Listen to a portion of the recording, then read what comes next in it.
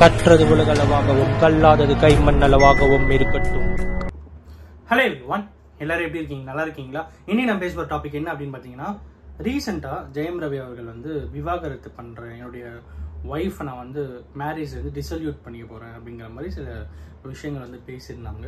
So அதுக்கு ரிப்ளையாக இன்னைக்கு வந்து ஆர்த்தி அவர்கள் வந்து ஒரு ட்வீட், ஒரு இன்ஸ்டாகிராமில் ஒரு போஸ்ட் போட்டிருந்தாங்க. அது என்ன அப்படிங்கிறது ஒரு பக்கம் வந்து பார்க்க போகிறோம். இன்னொரு பக்கம் என்ன அப்படின்னா, இந்த டிவோர்ஸ் அப்படின்ட்டு வரும்போது எதனால இந்த பிரச்சனை வருது அப்படிங்கிறதெல்லாம் தாண்டி இந்த டிவோர்ஸ் இல்லாமல் ஒரு லைஃப்பை எடுத்துட்டு போனோம்னா என்ன பண்ணணும் அப்படின்னு சொல்லிட்டு நேற்று வந்து ரெண்டு விஷயம் சொல்லியிருந்தேன். இன்னைக்கு 2 விஷயம் இல்லை, ஜஸ்ட் ஒரே ஒரு விஷயம் சொல்றேன்.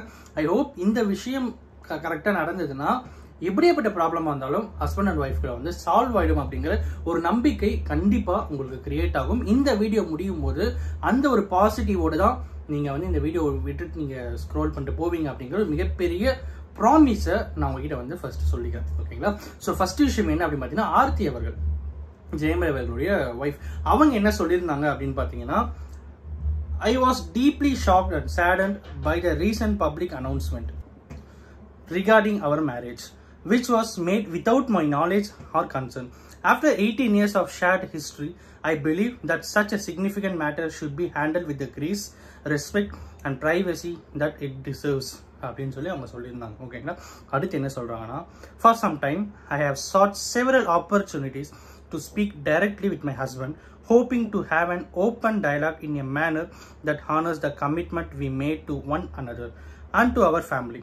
Sadly, that opportunity was not afforded to me, leaving both my children and me completely blinded by this announcement. The decision to walk out of our marriage is purely one-sided and does not benefit our family. Despite the pain that this has caused, I have chosen to remain dignified and refrain from public comment. Until now, it has been hard to endure the false public narrative that was unfairly placed blame on me and subjected my character to attacks. As a mother, my first priority is and always will be the well-being of my children. I cannot stand by while this narrative affects them, and I will not allow these unfounded allegations to go unaddressed. My focus remains on the well-being of our children and helping them navigate this difficult time with the strength and integrity they deserve. I trust that in time, the full context of our situation will be understood. Lastly, I would like to thank the press, media and our dear fans for their unwavering support throughout the years.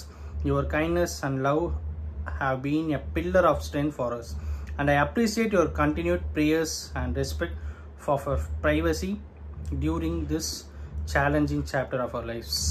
Love அப்படின்னு சொல்லி அவங்க வந்து ஒரு இது சொல்லியிருந்தாங்க. இது அவங்க சிம்பிளாக சொல்கிற ஒரு விஷயம் என்ன அப்படின்னு பார்த்தீங்கன்னா, இந்த விஷயம் நடந்தது எனக்கு தெரியாது, இது வந்து ஒன் சைடாக எடுக்கப்பட்ட ஒரு முடிவு அப்படிங்கிறது நான் ஸ்ட்ராங்காக இருக்கேன், இதில் எனக்கு உடன்பாடு இல்லை அப்படிங்கிற மாதிரி சொல்கிறாங்க. இன்னொரு பக்கம் வந்து நான் அவர்கிட்ட பேசணும்னு சொல்லி ட்ரை பண்ணேன், பட் அதுக்கான ஆப்பர்ச்சுனிட்டி எனக்கு வந்து டினை பண்ணப்பட்டது.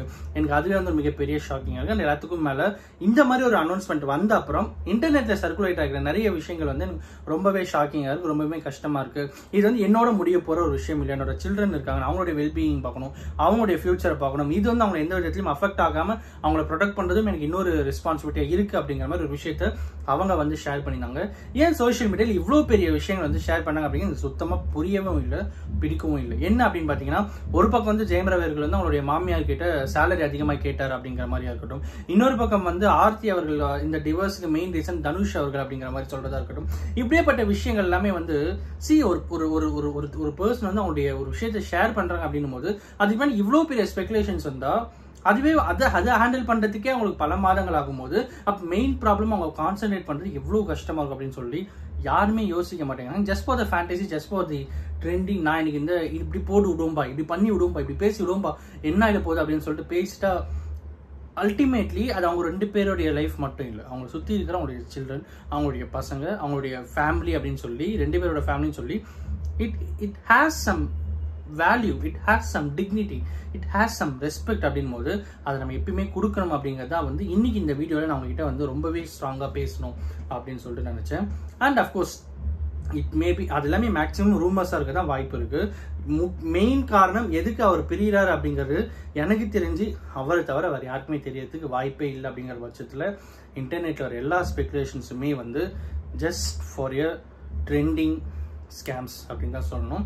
இன்னொரு பக்கம் நான் உங்ககிட்ட சொல்ல ஒரு விஷயம் என்ன அப்படின்னு பார்த்தீங்கன்னா, இந்த மாதிரி டிவோர்ஸ்லேருந்து தப்பிக்கிறதுக்கு என்ன பண்ணலாம், ஒரு ப்ராப்பரான ஒரு லைஃப்பை வாழறதுக்கு, ஒரு கைண்ட் ஆஃப் ஹஸ்பண்ட் அண்ட் ஒய்ஃப்குள்ள ஒரு ப்ராப்பரான ஒரு லைஃப்பை வாழறதுக்கு எப்படி இருக்கலாம் அப்படிங்கிற ஒரு சின்ன ஒரே ஒரு ஐடியா என்ன அப்படின்னு பார்த்தீங்கன்னா, surrender to your wife.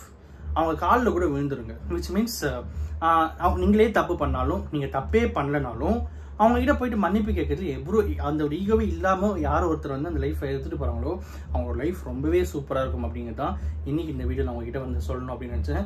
Wifi எப்பவுமே ஜெயிக்கணும் அப்படின்னு சொல்லிட்டு நினைக்காதீங்க. ஒய்ஃபை நீங்கள் ஜெயிக்கணும் அப்படின்னு நினச்சிங்கன்னா வாழ்க்கையில் தோற்றுருவீங்க. ஒய்ஃபை நீங்கள் ஜெயிக்க விட்டு நீங்கள் அழகு பார்த்தீங்கன்னா வாழ்க்கையில் எப்படியேப்பட்ட விஷயமா இருந்தாலும் உங்களால் ஜெயிக்க முடியும். So husband and wife relationship, family commitment அப்படின்னு வரும்போது எப்பயுமே கிவ் எ ப்ரையாரிட்டி தட் உங்கள் ஒய்ஃப் தான் வின் பண்ணணும் அப்படின்னு சொல்லிட்டு. உங்கள் 2 பேருக்கு எவ்வளோ பெரிய சண்டை இருந்தாலும் சரி, ஓகேப்பா நீ தானே, சரி பரவாயில்லப்பா இருந்துக்கப்பா அப்படின்னு சொல்லிட்டு 10 சண்டையில் 5 சண்டை விட்டு கொடுத்தீங்கன்னா மீதி 5 சண்டையில் அவங்க அமைதியாக இருப்பாங்க. அந்த டைமில் அவங்க விட்டு கொடுக்குறாங்கன்னு அர்த்தம். ஓகேங்களா? ஸோ அப்படி இருக்கும்போது எவ்வளோ பெரிய ப்ராப்ளம் வந்தாலும் அந்த ப்ராப்ளமில் ஒய்ஃப் தான் ஜெயிக்கணும் அப்படின்னு சொல்லி நீங்கள் யோசிக்க ஆரம்பிச்சிட்டிங்கனாலே உங்களுக்கு எவ்வளோ பெரிய பிரச்சனைகள் வந்தாலும் அதெல்லாம் ஒரு பிரச்சனையாகவே இருக்காது அப்படிங்கிறது தான் இன்றைக்கி இந்த வீடியோ அவங்ககிட்ட வந்து சொல்லணும் அப்படின்னு. To be precise, again I am telling, நீங்கள் உங்களுடைய மேரேஜ் லைஃப்பில் சக்சீட் ஆகிறதுக்கு ஒரே ஒரு தாரக மந்திரம், சரண்டர் ஆகிடுங்க ஒய்ஃப் கிட்ட. அதே மாதிரி அவங்க எப்பயுமே ஜெயிக்கணும்னு நினைங்க. உங்கள் 2 பேர் விஷயத்தில் அவங்க எப்பயுமே ஜெயிக்கணும்னு நினைங்க. அதுவே வந்து அவங்கள ரொம்பவே வந்து உங்ககிட்ட வந்து அட்டாச்மெண்ட்டாகவே இருக்க வைக்கும் அப்படிங்கிறது தான் இன்னைக்கு இந்த வீடியோ அவங்ககிட்ட சொல்லணும் அப்படின்னு சொல்லி. அஃப்கோர்ஸ் இந்த வீடியோ நான் ஒருத்தருக்கு நாலேஜ் இருக்குன்னு சொல்லிட்டு நான் நம்புறேன். Thanks so much.